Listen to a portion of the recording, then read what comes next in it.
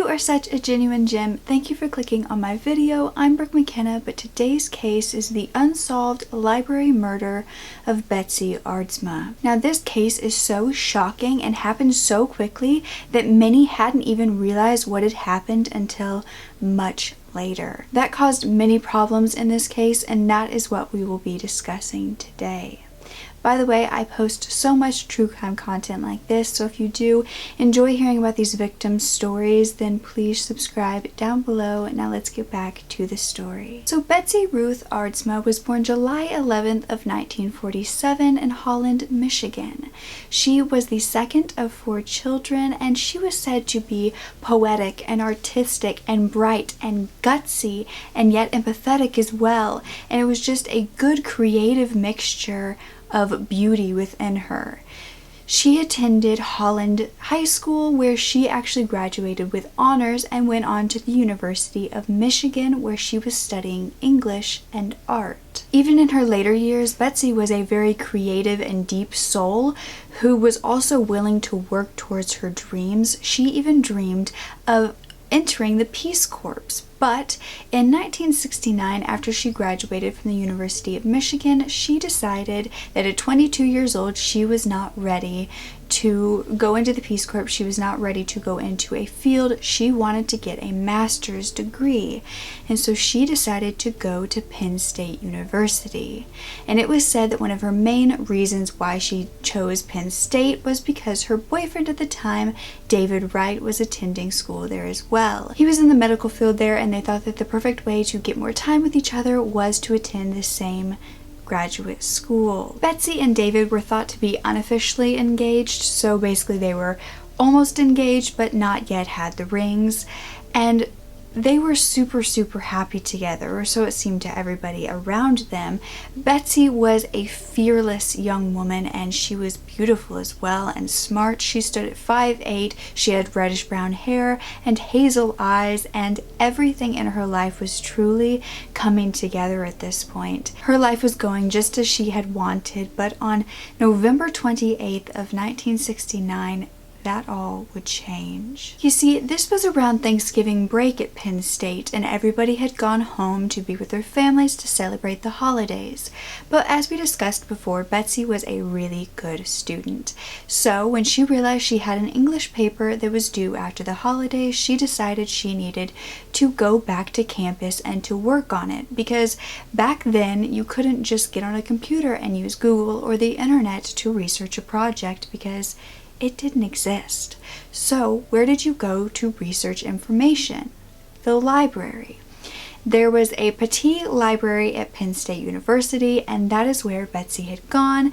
And on November 28th, she and her roommate Sharon headed down to the library. Betsy was wearing a red sleeveless dress with a white turtleneck underneath, and they headed into that very library where Sharon and Betsy actually separated, went their separate ways to work on their own things, because the library, of course, isn't a social gathering type of place, so they went separate ways to get some work done. And this is when Betsy headed downstairs. This is where a professor that kind of overlooked the library, knew everything about where things were, what she would need to get and use to work on her project. It was his office down there, so she headed down there and obviously got the information she wanted. She came back up to the second floor, where she went to row 51. This was in an area called the stacks, which is because the ceilings were super low. There was tons of shelving and books just piled up everywhere, and it really did feel like a very small enclosed environment. See, Betsy and Sharon had started their walk to the library at around 4 p.m. and by 4:45, 4:55, Betsy was in the stacks area and researching and getting work done. When it was almost 5 p.m., a man approached the desk clerk of the library and simply stated, "Somebody better help that girl," before leaving. And the desk clerk didn't really understand. He, of course, left without explaining further, and so she just stayed in her chair and ignored it. But she would soon regret that, because friends of Betsy would find her on the ground in the stacks area amongst a pile of scattered books on the floor, and it appeared as though she had fainted or had a seizure, and they began to give her mouth to mouth, but it wasn't working. When first responders got to the scene, they didn't expect any sort of foul play either, but it wasn't until Betsy arrived at the Retner Health Center, which was the campus hospital, that they realized how bad she was really injured, because her red dress had camouflaged the stain of blood. You see, Betsy had been stabbed 1 inch wide, 3 inches deep in her left breast. It had severed her pulmonary artery and pierced her right ventricle of her heart, and there was actually very little blood. The coroners also checked her hands for any sort of defense wounds, but they found 0 on her, which led the investigators to believe that possibly she was attacked from behind and didn't have the chance to fight back, or that possibly she had been stabbed by someone she knew. So she wasn't going to fight back because she didn't expect it at all.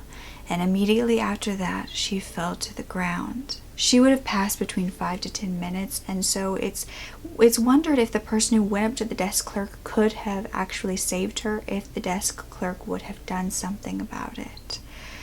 But investigators, when they got to the crime scene, realized that there was something that hindered this case so incredibly, because you see, their campus security had not done a good job at closing off this area. There were students who trampled in trying to help her, trying to see her, and also apparently she had urinated in this spot, probably as she was being stabbed, being scared, and there was a pile of urine that the janitor had actually cleaned up as he put away certain things, meaning that this crime scene was contaminated.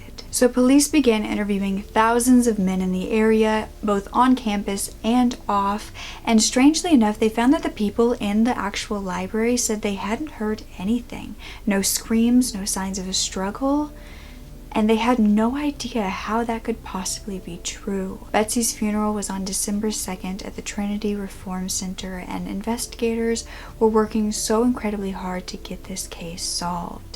The coroner came back saying that she had been stabbed with a hunting-style knife, and it had been used with a significant amount of strength. They found that around 90 students were in this library at the time that Betsy was stabbed, and this was actually a very small amount compared to normal because it was Thanksgiving break, which helped in this case because, of course, they didn't have to talk to so many people, but not a lot of people knew anything. There was one person who came forward saying that they'd seen a man or possibly 2 men, there were conflicting sources on this, flee the scene around this time. And the desk clerk was also asked to do a sketch of the person who had come up to her and told her about Betsy the first time. And after the sketch was drawn, the person who said they'd seen a man flee admitted that this matched the sketch, so it could possibly have been the same man. Of course, investigators had an immediate first suspect, who would be Betsy's boyfriend, David Wright, because you always look in to the spouse or the partner of the victim when it's a murder. And so when they started interviewing him, David said that they weren't yet engaged, but he had planned to propose to her around Christmas and get married the next year. This was their plan, and that he was genuinely distraught that she was now dead. He said that the day before this, Betsy had actually been with him. They had had a lovely Thanksgiving dinner with some of the other medical students, and then after that, Betsy said that she wanted to go get some work done, so he dropped her off at the bus stop, and he went home to his own apartment to get some work done as well. He said this is the last time he saw Betsy, and he had so many emotions within him during this investigation that was very intense, but he still came out with a solid alibi, and investigators really believed he had nothing to do with it. He even said, "I always wonder if she had stayed down that weekend, what could have happened and what kind of life we could have had together." By 1970, there were still little answers in this investigation, and Penn State University actually raised a reward for any information in Betsy's case. Now, the only thing that really ever stood out was a witness that said that there was a man and a woman in the library that he overheard kind of arguing within the bookshelves. He didn't see this couple, but he said that they were kind of arguing, of course, quietly, but seemed as though there was something tense between the two of them.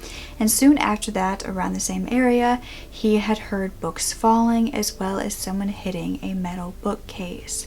He couldn't say if this was Betsy or who these two people were who were talking, but it was a clue that they hadn't yet heard. But investigators did have a suspicion about another student on campus, a 25-year-old Richard Haefner.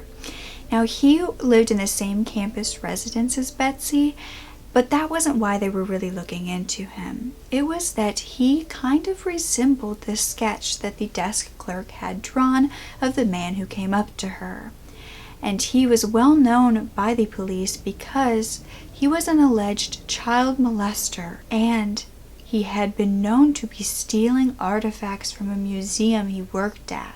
Richard also had a temper and a violence towards women, but he also had a very engaging charm about him.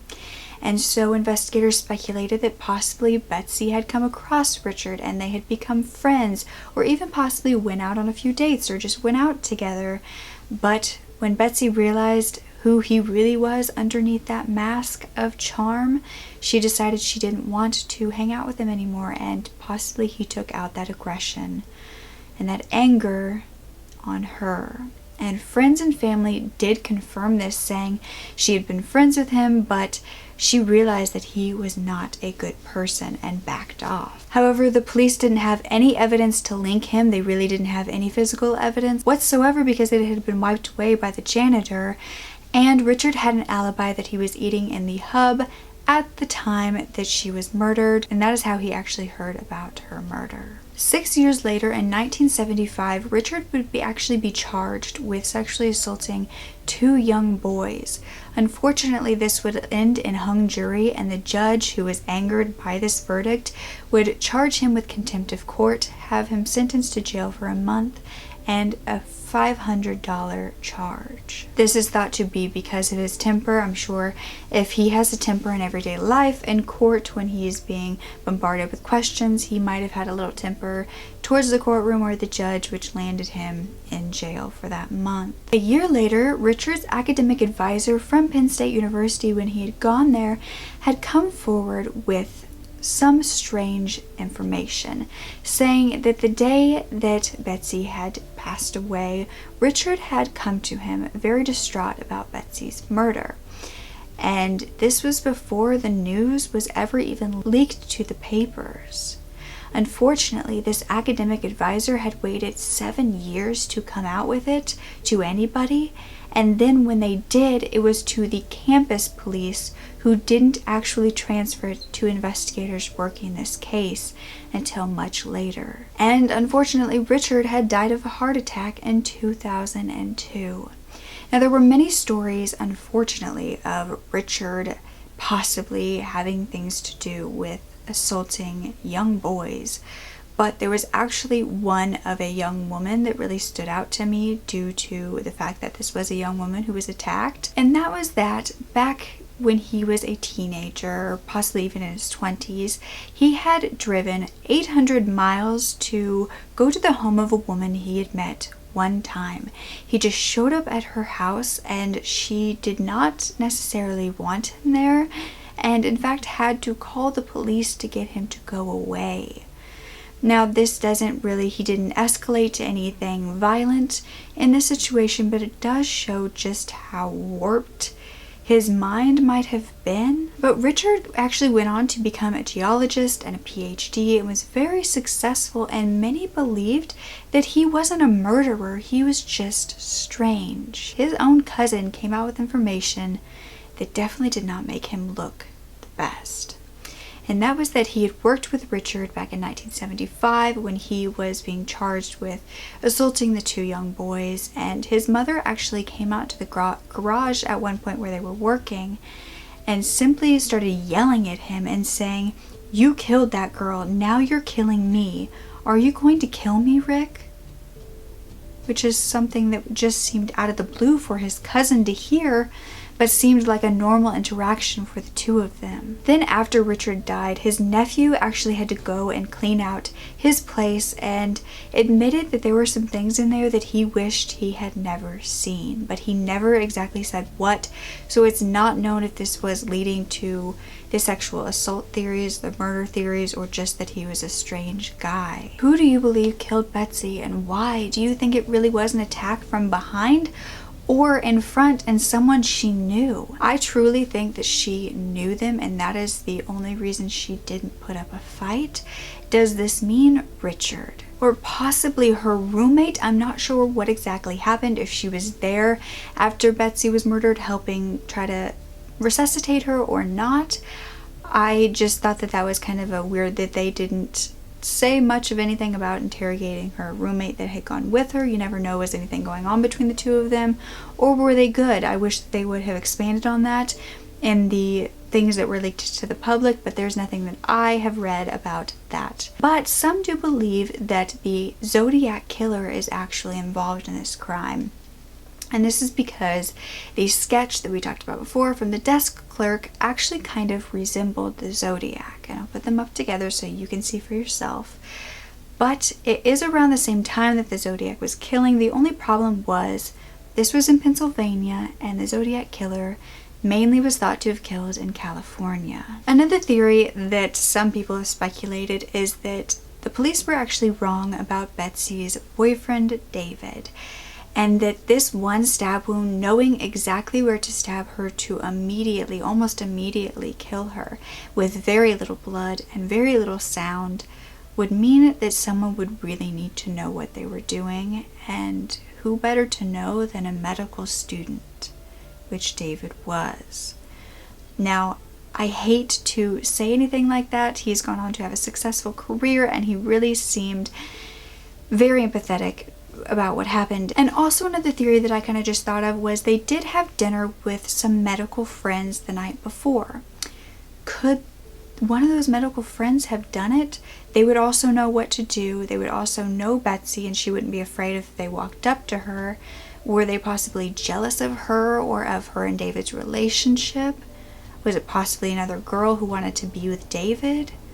I don't know, this is just something that popped into my mind as a possible theory, but still to this day this case is unsolved, and after so many years it truly does just need one person to say something. If you know any information, please call the Pennsylvania State Police at 717-783-5599. And don't ever forget to speak up. Your voice is powerful enough, and I love you to absolute pieces. Okay? Bye.